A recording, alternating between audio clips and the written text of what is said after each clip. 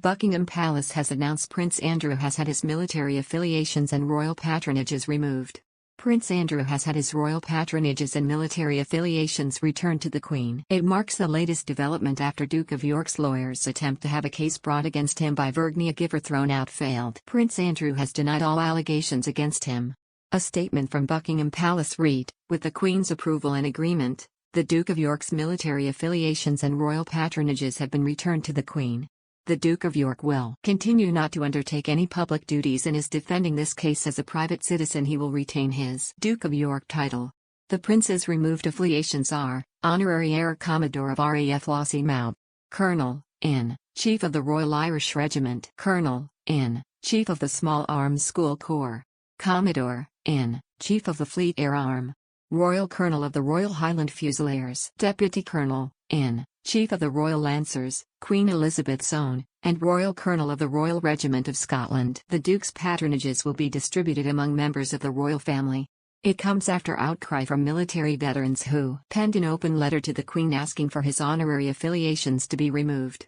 Accusing the Duke of bringing the services he is associated with into disrepute, the 152 former members of the Royal Navy, RAF and Army said that were this any other senior military officer, it is inconceivable that he would still be in post. The letter read, "Officers of the British Armed Forces must adhere to the very highest standards of probity, honesty and honourable conduct. These are standards which Prince Andrew has fallen well short of.